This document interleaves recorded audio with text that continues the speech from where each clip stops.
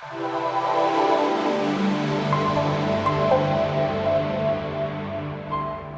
big voice. So welcome everybody. This is our monthly Clubby St. Paul Luncheon, third Wednesdays. We're here at the University Club. We do have our Minneapolis location, and that has a couple events coming up January 29th at the Minneapolis Club. Rick is the founder of Clubby, and he hosts our Minneapolis location. He's right there if you want to talk to him and get on his list of events. His event is Growing Revenue and Increasing Profit. The panelists will help small business owners understand the relationship between revenue and expenses. On February 7th, it's entitled, Is Your Business Healthy? The panel of experts will talk about how different ways professionals use financial statements to assess the health of your business. Then we're finally back here, February 20th. Leading from the front of the room, we'll be talking about strategies and techniques for success in your presentations. We have sponsors that support our luncheons, and I want to acknowledge them.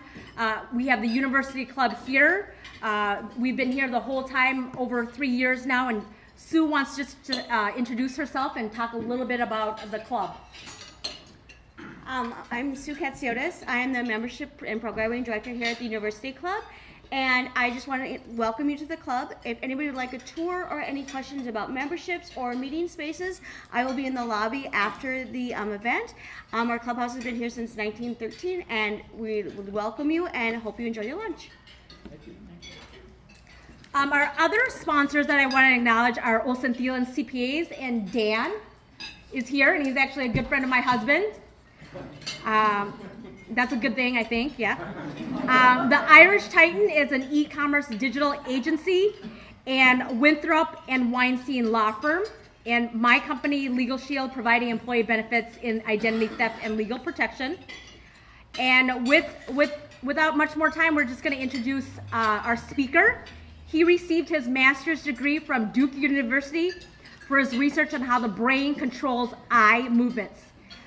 He received his PhD in neuroscience from Vanderbilt University for his research on learning and memory. Having spent over 30 years in neuroscience and over 15 years on online marketing, he is a leading expert in neuromarketing. His company, Neuromarketing Services, employs insights from neuroscience and psychology in every aspect of marketing and advertising for his clients. His firm is the only firm in Minnesota that specializes in neuromarketing. I actually met him through a referral, and I want to thank Jason Jones for bringing Terry to my attention. And with that, Terry has some good information to share with you. Please welcome Terry.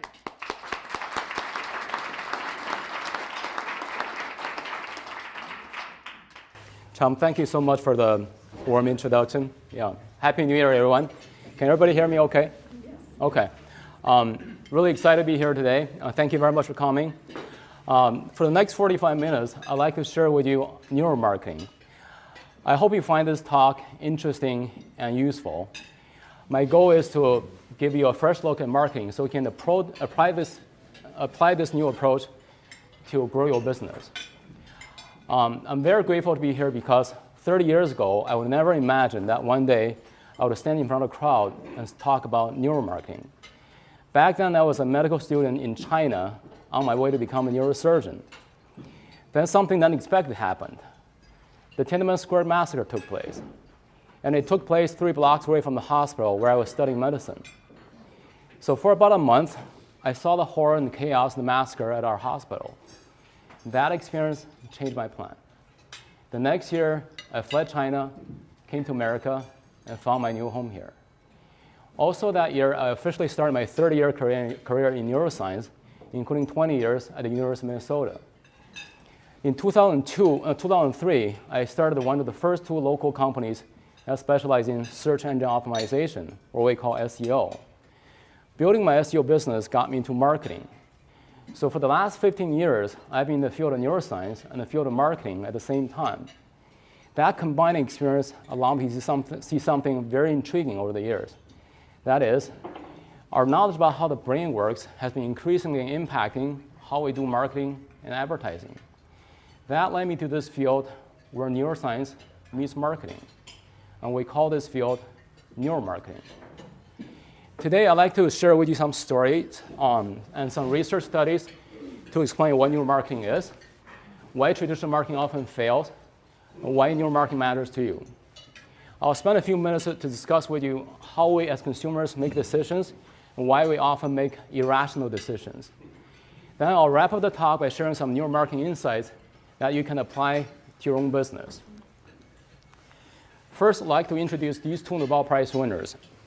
Daniel Kahneman won the Nobel Prize in 2002. His research gives a lot of insights on how we think and how we make decisions. Richard Thaler won the Nobel Prize in 2017. His research pioneered our understanding of the irrational consumer behavior. The research by both Kahneman and Thaler built a solid scientific foundation for neuromarketing. Now, what is neuromarketing? I'd like to share with you this research study first. In 1999, a group of researchers did a study at a wine store. They want to find out if the store's background music could impact shoppers' wine selections. And this is what they found. On the days when they played German music, German wines also French wines by 3-1. Then on the days when they play French music, French wines also German wines by 3-1. But this is not the end of the story. Here's the kicker.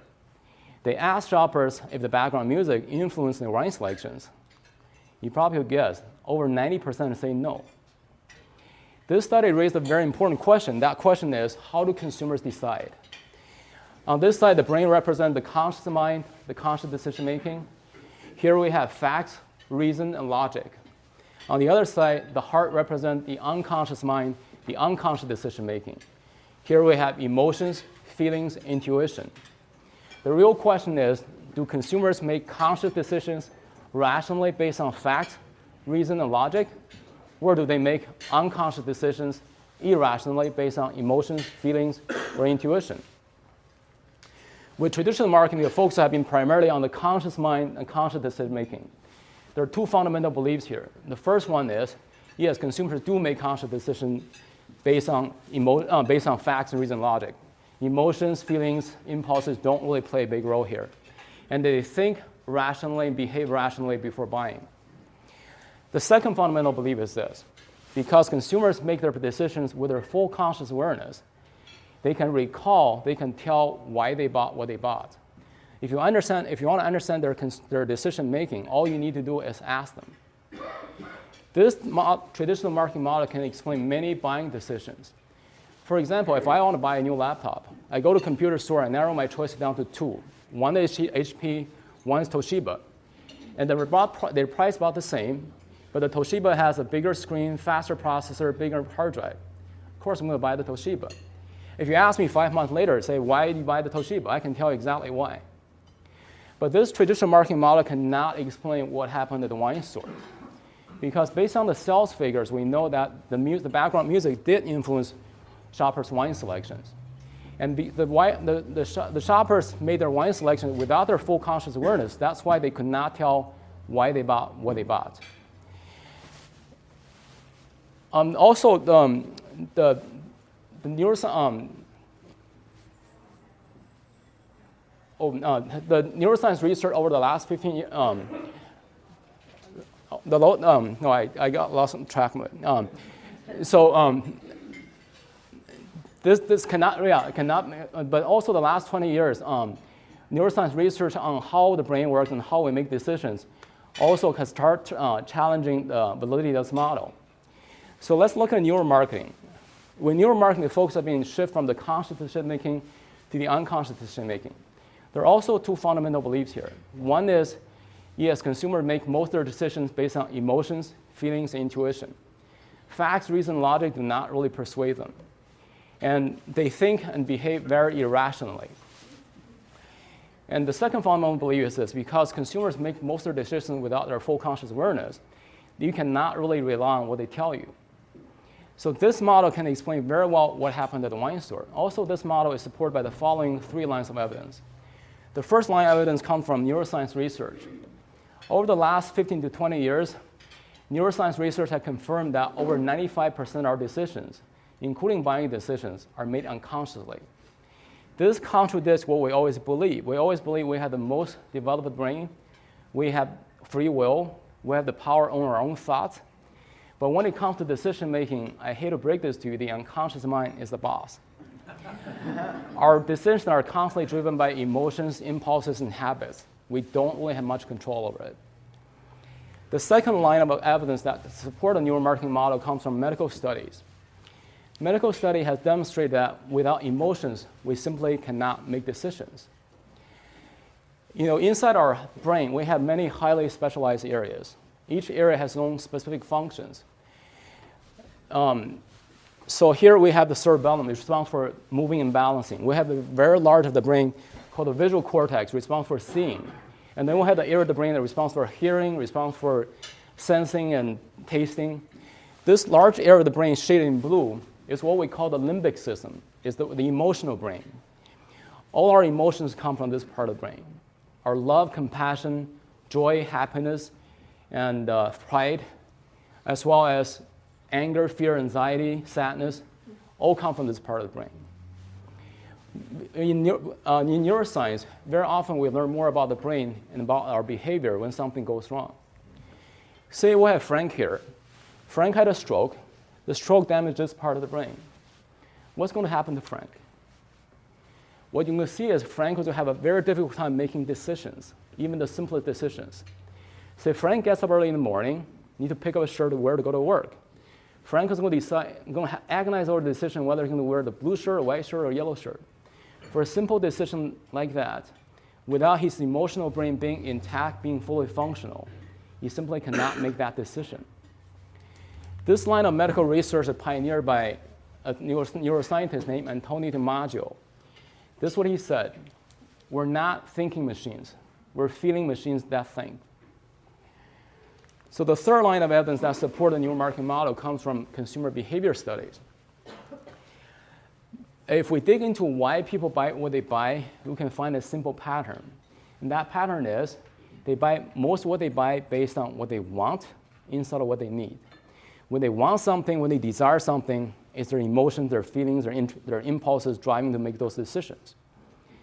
Let me ask you this. Anybody here who doesn't use a cell phone, doesn't own a cell phone? We do, these days we do need to have a cell phone to stay connected. But the question is, do you need the latest, biggest, most expensive iPhone to make a phone call, to send a text? Yes. You're not the only one. You're not. Well, to most of us we don't. But look what happened. Every year before Apple released the latest, biggest iPhone models, you have hundreds of people waiting outside the Apple store, waiting for days or hours to get their hands on the latest models. They really don't need the latest model to send a text or make a phone call, but simply are there to spend that much time, that much energy simply because they want it. When they want something that bad, when they desire something that bad, it's because their emotions, their impulses are driving them to make those decisions. So far, we made a brief comparison between traditional marketing and neuromarketing. With traditional marketing, we focus primarily on the conscious decision-making and conscious mind. We don't pay much attention to the emotional value or the emotional connection to a product or service. Let's look at a couple of traditional marketing campaigns and then see what happened. Anybody remember New Coke? Good. Here's the story behind New Coke. In 1985, Coca-Cola was losing market share to Pepsi. And Pepsi was taunting Coca-Cola by claiming that in blind taste testing, more people prefer Pepsi over Coke. Then Coca-Cola decided to fight back.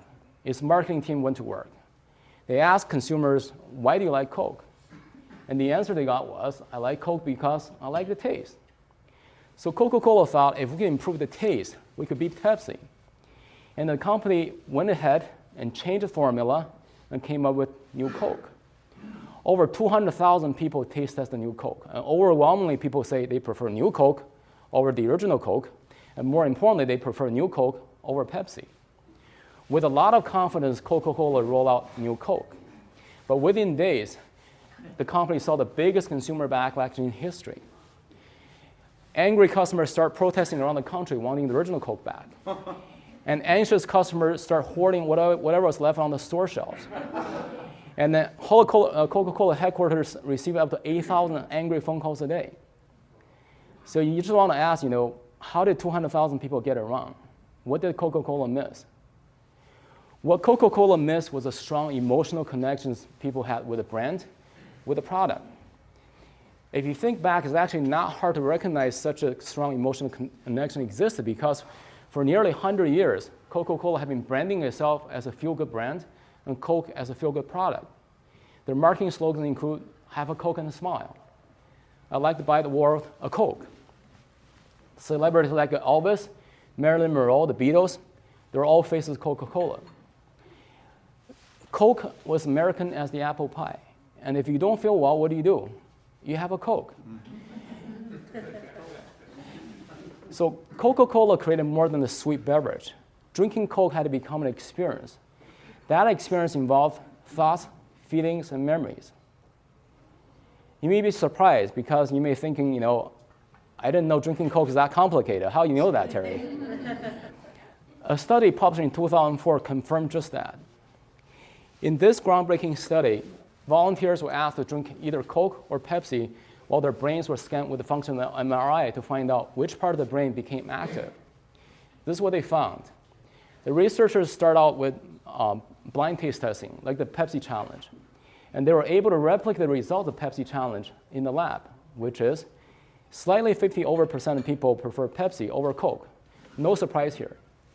Then the researchers made a slight change to the Pepsi challenge. So 10 seconds before the volunteers took a sip, the logo, either Coke or Pepsi, will flash on the screen to inform them exactly what they're going to drink. It's no longer blind taste testing anymore. All of a sudden, 75% of people say they prefer Coke over Pepsi. And more importantly, when they're drinking Coke, the emotional part of the brain, the memory part of the brain, and the thinking part of the brain became very active. In sharp contrast, when they're drinking Pepsi, this elevated brain activity pattern was not observed. So what does the study tell us? This study demonstrated for the first time what happens to our brains unconsciously when we think of a strong brand like a Coca-Cola. It has also demonstrated that our thoughts, our feelings, our memories can change our experience with a product unconsciously. This is exactly how the unconscious mind can influence our preferences and our choices. Those thoughts, feelings, and memories evoked by the Coca-Cola brand are the strong emotional connections people have. And Coca-Cola missed those strong emotional connections when they reduced this iconic drink to just taste. This is why New Coke failed miserably. But you may be thinking, Terry, this is a very extreme example because Coke had been around for nearly 100 years. Of course people have some emotional attachment to it.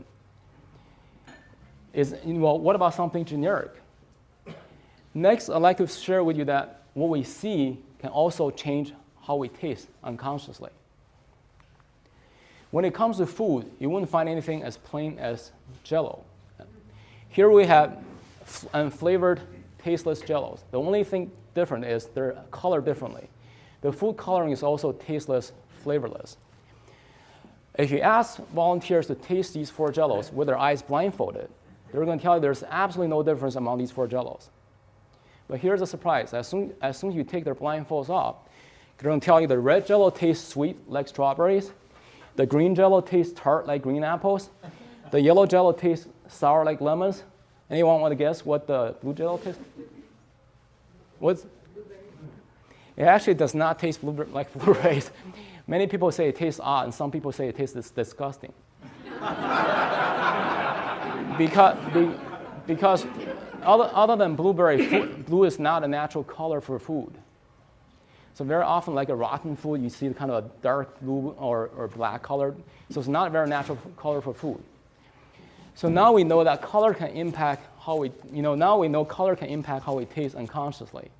We eat not only with our mouth, but also with our eyes and our brains without our full conscious awareness. Knowing that color can impact how we taste, let's look at a marketing campaign done by Heinz, the ketchup company, see what went wrong. I wouldn't be surprised if you don't remember this blue ketchup. Heinz introduced this blue ketchup in early 2000. Heinz's intention was to sell more ketchup by introducing more color varieties. Well, that's what the blue ketchup looked like on onion rings. Knowing that color blue can make food taste odd or even disgusting, we can easily predict this product did not last very long. It appeared very briefly on the store shelves and disappeared permanently. Heinz, from the hindsight, could have avoided this marketing disaster if it paid attention to how the unconscious mind controls how we taste and what we like and what we buy. So far, we looked at two traditional marketing campaigns, flops. One by Coke, one by Heinz. What did we learn here? We learned that emotional connection is an inseparable part of the consumer experience. The unconscious mind plays a huge role in deciding what we like and what we buy. But when it comes to understanding consumer experience, actually it's very easy for business owners to look for those things that are tangible or identifiable. But from the examples we see, it's often what you cannot see, what you cannot taste, what you cannot touch, what you cannot measure. Those are the things that actually tip the balance in consumer decision making. But now, why does neuromarketing matter to you? With neuromarketing, we focus on adding emotional value to a product service. We focus on creating better consumer experiences. The question is, can more emotional values and better experiences translate into more sales and revenues? The simple answer is yes. Anyone had used Readout wine glasses before? Do they make wine taste better? Absolutely. Good, good, good, yeah. So here, I can't clean them every day. good. Here's a story behind Readout, the wine glass company. Readout has been selling expensive wine glasses for a long time. Some of these wine glasses cost up to $100 a piece. So the question is, why is Readout so successful at selling these expensive wine glasses? It's simply because Readout created a very simple, believable, authentic story. And here's their storyline. Each type of wine requires a specific type of glass to maximize enjoyment. Here we have the wine glass for Cabernet, for Riesling, for Pinot Noir, for Chardonnay. Each wine glass is a unique shape. They make over 300 types of wine glasses. Here are their marketing messages. The wine glass is the messenger of the grape. It's the tastemaker of the wine. The right glass for the right wine. It's not wine tasting, it's an experience. Through authentic storytelling, Readout created a very firm belief in wine drinkers' minds. That firm belief translates into a very good, enjoyable wine drinking experience. That good, enjoyable wine drinking experience translates into a $350 million valuation for the company. This is the power of neuromarketing. When you focus on adding emotional values, you can create a better experience. And then you can turn around and sell that experience along with the product. This is how neuromarketing works. Next, I'd like to share with you how Google taps into users' unconscious behavior to maximize its revenue. We have done Google search before. Every time you pull up a Google search, you got these blue pay-per-click advertisements. They're all colored in blue. And every time you click on the ad, Google makes some money. One click can be $5 or $50. It can be even $500. Of course, Google wants the user to click on these ads more frequently. We know that color can impact how we taste. Color, for hundreds and thousands of years, we know color can impact our emotion and our behavior. The question Google asks is, can a subtle change of color in these blue links changes users' clicking behavior? In 2014, Google tested close to 50 shades of blue in these blue links.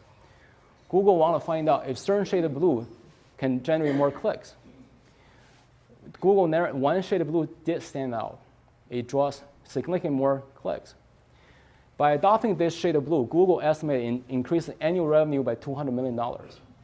Just one shade of blue. This is the power of neuromarketing. If you know what clicks with the brain, you can create a better experience. You can apply that knowledge to create a better experience. And that better experience can translate into a stronger bottom line. So we look at two neuromarketing success stories. We learned that if we focus on adding emotional values, we focus on creating better experience for our customers or consumers, we can make the marketing campaign much more effective and successful. So far, we talked quite a bit about consumer decision making. I want to spend a few minutes with you to go through how we decide and why we as consumers often make irrational decisions. I want to share with you this research study first. The researchers went to a shopping mall. They gave shoppers two options. You can pay $1 to get a $10 Amazon gift card, or you can pay $8 to get a $20 Amazon gift card. So with the $10 card option, you make $9 right away. With a $20 card, you make $12 right away. I'd like you to think for a second and then decide what you want to do. How many wanted the $10 card? How many want the $20 card? Yeah, more people want the $20 card. This is exactly what the researchers found out. More people want the $20 card because you make more money, right? It's natural, we all want to make more money. Then the researchers introduced a twist. They lowered the price of these two cards by just $1. So the $10 card became a free card, and the $20 card, you only need to pay $7 to get a $20 card. They asked another group of shoppers at the mall what they would want. I want you to think for a second and then decide what you want. How many want the free card? How many want the $20 card? So then, yeah, it's exactly right. More people want the $10 card. They want the free card. So the difference is $1. $1 is not that big a deal, but the difference $1 changed people's desire from wanting more money to wanting less money. This is an example of the irrational behavior we see in consumers. Daniel Kahneman, he proposed that inside our brain, we have two parallel thinking processes: fast thinking, slow thinking. The fast thinking is automatic, intuitive, unconscious, uncontrolled. The slow thinking is controlled, conscious, logical, analytical. But there's another big difference between these two thinking processes. The fast thinking always works around the clock, very eager to jump in, make a judgment, come up with a conclusion, come up with the answer. But the slow thinking process is kind of like a lazy employee. He always late for work, he sleeps on the job, and he doesn't kick in unless he has to. Next, I'd like to show you some examples so you can experience these two thinking processes yourself. What is this picture? It's a baby. It takes you a fraction of a second to recognize a baby. What is this picture? It's a flag. Again, it takes you a fraction of a second to recognize a flag. These are the examples of fast thinking process. It doesn't take any time. It's just a fraction of a second. You don't have to think about it. But what is this? It's a traffic light. It takes you a fraction of a second to recognize the traffic light. But now I want to change my question. I want to ask you, how many times did you stop at the traffic light on your way over to the talk this morning? That answer does not come out easily. You really have to trace back to your memory.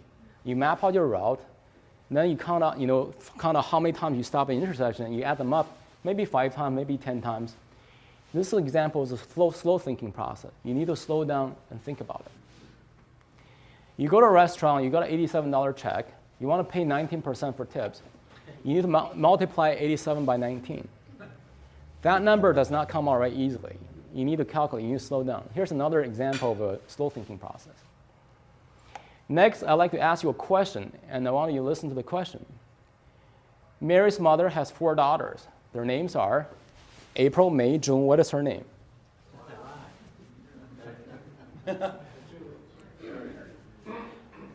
Here's the question again. Mary's mother has 4 daughters. Their names are April, May, June. What's her name? Mary, yes. If you ask 100 people this question, about 80 of them will tell you, her name's July. But her name's Mary. This is an example of fast thinking colliding with slow thinking. This question actually calls for slow thinking because Mary's mother has 4 daughters. Mary has to be one of the daughters' name. You already know the other 3 daughters' name. Her name has to be Mary. It calls for analytical thinking. You need to kind of slow down and think about it. But as I said, the fast thinking process kind of works around the clock. Always either jump in and say, hey, I know how to solve this problem. I see a pattern, April, May, June, her name is July. So when you think fast, very often you miss something. You miss the whole picture.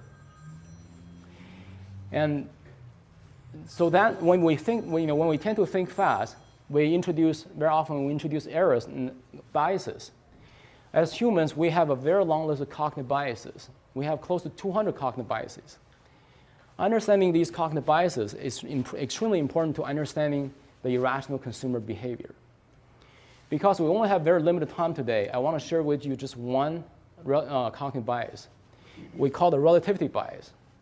I'll go through with you 2 examples, and we'll figure this out ourselves. It's pretty easy. The first question I want to ask is $15 a big deal? I'll give you 2 scenarios. The first scenario is you go to a store, you want to buy these speakers. The price is $20. Right before you check out, you look up on your phone, you found a store 20 miles away. They sell the exact same speakers for $5. The question is, would you drive 20 miles to save $15? If you ask 100 people, about 80 of them say, yeah, I'll drive drive 20 miles to save $15. But here's the second scenario. You want to buy this laptop, the price is $100,000, and you're ready to check it out. Right before you check it out, you look on your phone, you found a store 20 miles away, they sell the exact same model for $985, $15 cheaper. The question is, would you drive 20 miles to save $15? If you ask 100 people, over 80 of them will say no. But $15 is $15. Why is $15 different? But $15 actually is not the same. It's all relative. It depends on the reference point you're looking at. The reference point is the price of the speakers or the laptop. For the speakers, the price is $20. $15 is 75% of the price. And for the laptops, $15 is only 1.5% of the price. So $15 looks big to the speakers, but it looks small for the laptop. This is why $15 is not the same. Humans, we have a very hard time setting a value, understanding value without a reference point. You need a reference point to understand the true value. This is the relativity bias. Next, I'd like to ask you the question is $1 million a big deal? If I ask everybody here, I'm sure everybody will say $1 million is a big deal. But if you ask Google, is $1 million a big deal today? Probably it's not. I want to give you some numbers so you have some idea what the scale is. Google as a company's valuation is approaching $1 trillion. Last year's first quarter, Google spent $7.7 billion on capital expenditures alone. So to Google today, $1 million probably is not a big deal. But if you ask the same question to Google 20 years ago, you had gotten a totally different answer. In 1998, Google's 2 founders went to Yahoo. They offered to sell Google for $1 million. Yahoo said no. Then 3 years later, the #1 search keyword on Yahoo turned out to be Google. It's all relative. It depends on who you ask. It all depends on when you ask. We need to have that reference point. So here's a relativity bias. We as humans, we have a very difficult time evaluating, judging, or setting a value to something in total isolation or without any context. We need to have a reference point to understand the true value. So far, I talked about what neuromarketing is, why traditional marketing often fails, and why neuromarketing matters to you. We also had a brief discussion about how we make decisions and why we as consumers often make irrational decisions. You may be thinking, this is borderline entertaining, but how can I use this? Next, I'd like to share with you 3 neuromarketing insights you can apply to your own business. The first insight is, I assume everybody who has a company has a website. You all have done SEO optimization. When you optimize your website, you want to make sure you want to optimize your website, make sure it's super fast for 2 reasons. It has to be really fast. The first reason is your customers want it. According to Amazon, 1/10 of a second speed improvement on Amazon's website, Amazon sales go up by 1%. That's 1/10 of a second, equivalent to $1.7 billion to Amazon. The reason is very simple. The faster the website, the better experience your customers have. The better experience they have, the more they're going to buy from you. Very simple. Make your website super fast. The second reason is because you want your website fast because Google wants it. many of you or most of you have done, search engine optimization or SEO. You all know what SEO stands for, but do you know what SEO stands for to Google? SEO to Google stands for Search Experience Optimization, not just search engine optimization. Google, going back about maybe 10 years ago, Google recognized it could not thrive or even survive as a simple search engine company. It needed to pay close attention to its user experience. And a big part of its user experience is how fast website download. Because Google knows if a website takes more than 3 seconds to download, over 57% of its users abandon the website. Google cares about website speed so much, even created this website testing tool. I have this testing tool address on the handout on your table. You can take a look at the testing tool and then plug your website and web page's address to get some scores out of it. The thing is, the higher the score, the better, because Google keeps track of all these scores, and it's a critical part of Google's ranking algorithm.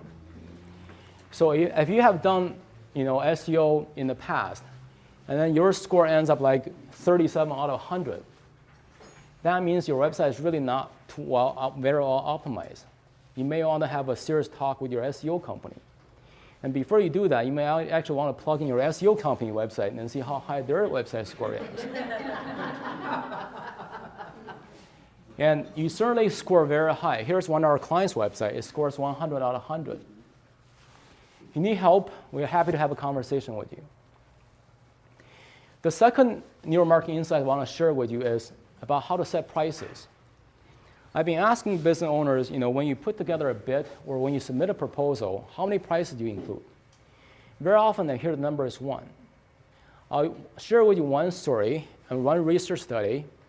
I try to convince you that 1 probably is not the best option. In 1980s, Williams-Sonoma introduced the first bread making machine. They only released this one model. It was listed for $275. It didn't sell very well because people didn't know what this was and people didn't know whether it's good value. Then Williams-Sonoma did something very clever, but it's very counterintuitive.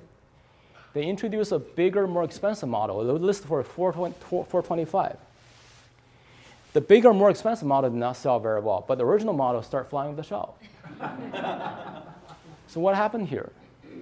This is an example of the relativity bias we have. Because if we just have one model, we have nothing to compare to. But you have a bigger, more expensive model, you have something to compare to. This bigger, more expensive model, even though it didn't sell very well, it helped people understand the value of the original model. This is the example of the relativity bias.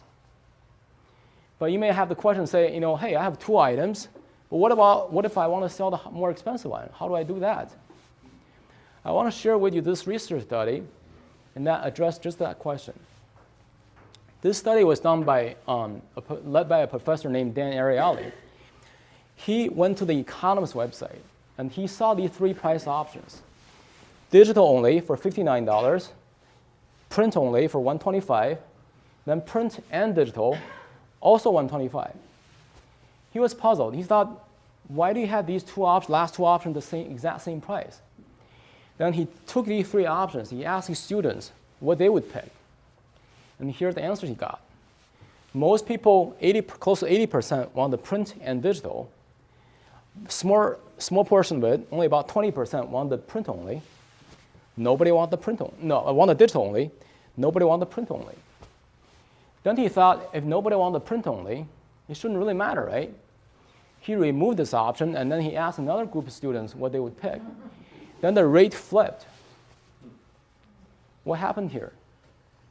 This is very similar to the bread making machine because when you have a more expensive option, you have a less expensive option, people just use the more expensive option as a reference point.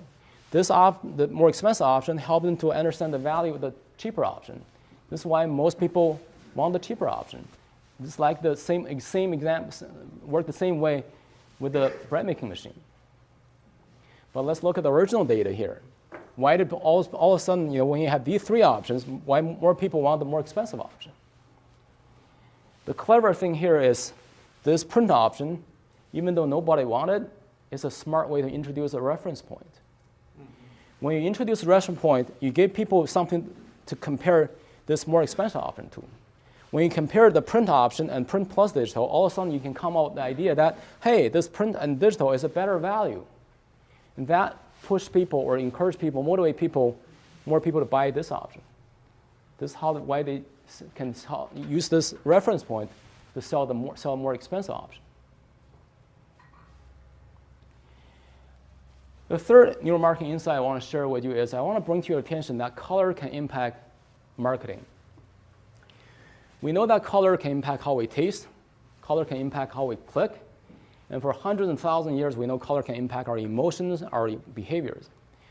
But I want to share with you one story and how color can impact how we read and how much we understand. I'll share with you the story first, and I'll tell you why this is relevant. This goes back probably about 20 years ago at this university. This professor, he always came out with 4 sets of questions for exams because he wanted to prevent cheating. He always printed these 4 sets of questions on 4 colors paper: pink, yellow, green, and blue. And then one day, he did not have enough time to come up with 4 sets of questions. He printed the same set of questions on 4 colors paper. While he was grading them, he was sorting them by grade. To his surprise, the top 10% all came up yellow. The bottom 10% all blue and pink. This observation triggered a 10-year study on how color impacts our cognition. And here's their finding. As background color, white and yellow enhance our cognition. Light, blue, red, and green, dumb us down. The easiest way to remember this is think about legal pads. What are the 2 most popular colors for legal pad? Yellow and white. So there's a reason for that, because yellow and white enhance our cognition. So you may be thinking, why is this relevant? Well, as business owners, you spend a lot of time creating well-crafted marketing messages. You want to separate yourself from your competition. Then you deliver these well-crafted messages through colorful brochures, colorful flyers, and colorful websites. You want people to understand your marketing messages. But you want to be aware that if you use the wrong color, you may impair people's cognition. They may not get the message. Here we have a blue, colorful brochure, white on blue. Here we have a colorful website, white on red. So my point is, when you try to get your message across, be aware of the colors you use. Use the right color. If you choose the wrong color, it may not work very well for you. So far, I shared with you 3 neuromarketing insights. I really just barely scratched the surface. There are many neuromarketing insights that can have a huge influence on your bottom line. I hope today you feel inspired by this new way of marketing, more importantly, by this new way of thinking. Next, I'd like to shift your attention to website optimizations just for 1 minute. We know that a slight change of color by Google, that means $200 million revenue increase. A 1/10 of a second speed improvement to Amazon, that means $1.7 billion. If you optimize your website by following your marketing principles, the impact can be so big, it's mind-blowing. We have been seeing the power of neuromarketing from our clients' experience over the last 10 years. We optimize our clients' website to the top of Google ranking, but more importantly, we convert more website traffic into leads and sales. Our clients' online conversion rate is about 5 to 10 times higher than average. Today, I'm very grateful to be here today at Club E. I'd like to offer all Club E members special discount. Details are on the handout. We offer this special package called the all-in-one internet neuromarketing package. With this package, we're going to completely revamp your website. We're going to optimize your website for top Google ranking, but more importantly, we'll optimize your website for high conversion. Our goal is to turn your website into a powerful lead and sales generating machine. I'd like to close my talk with one more story. This story was brought to people's attention by Richard Thaler in his book, Nudge. The National Public Radio, the Washington Post, the New York Times, and many media outlets reported this story. This story literally has some bathroom humor in it, but since they're already finished lunch, so I hope you don't mind. The story is about urinal spillage. So when a guy stands around a urinal, he starts doing his business mindlessly, aimlessly. Spillage happens. When spillage happens, it costs money to clean it up. It's a universal problem. In 1990s, the Amsterdam airport came up with a brilliant solution. All they did was they etched the image of black fly near the drain of the urinal. When guys see that black fly, they start aiming at it unconsciously.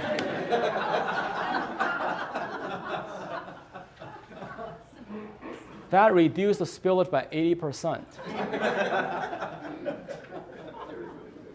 Well, you may be thinking, Terry, other than your poor taste of humor, what's your point? I like this story because this fly serves as a good metaphor.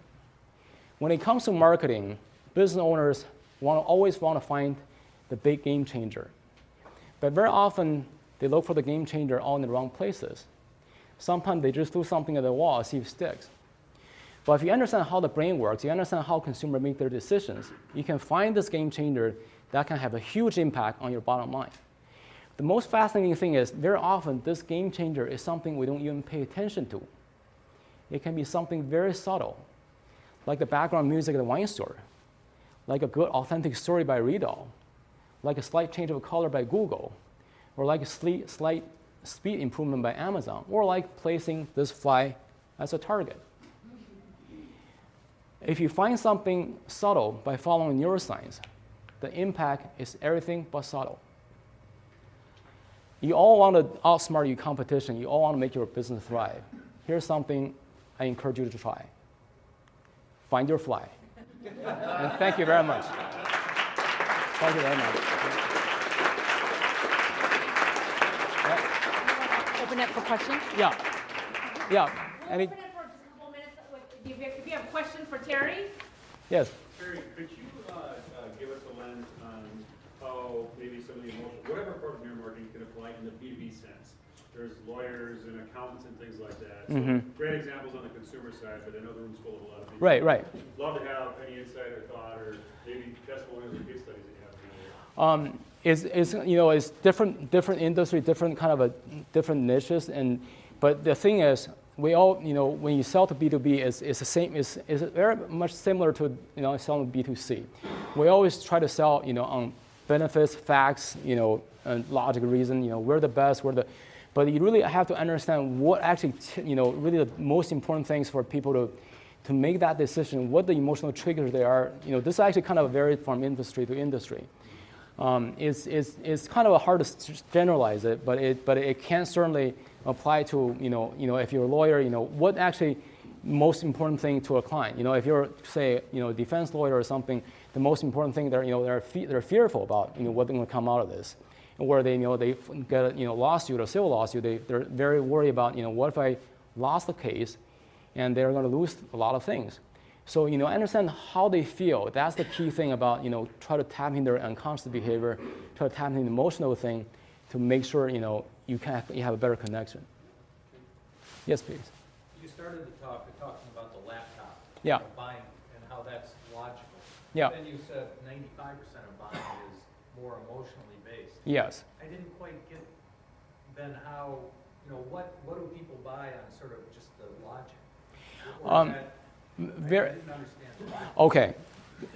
We do actually have analytical thinking. We do actually, the reason we have the frontal cortex, we have the analytical thinking, we have actually overruled the emotional value. But this is a very good example because I try to simplify it. For a computer, depends on what you're looking for. You're looking for the faster processor, bigger hard drive, and then you buy a laptop. But the thing is, here's where the emotion comes in. If you try to convince a Mac user to buy a PC, no matter how fast the processor, how big the memory, it's not going to work. They're not going to switch. But for certain things, we do actually slow down, analyze things, benefits, especially when it comes to like a big ticket item. You want to buy a house, you want to buy a pool, or you want to buy a fence or buy a furnace. You do kind of slow down. You think about, you do want to analyze. Say, hey, is this do I want to buy this? Do I have more? What are the benefits of buying this versus the other one? So we do have the analytical thinking. Not really we completely. I don't want everybody to walk away this talk getting an idea. Say, it's all about emotional connection. We do have the conscious decision-making process in play, when we make decisions. But we just need to bring to awareness, most of our decisions are actually driven by the unconscious decision. But the things in consumer studies, most people make their decisions emotionally, and then they come back to justify with rationality. So that's the thing I want people to be aware of. Yeah, sure. We're out of time. Thank you, Terry. Yeah, thank you. Thank you very much.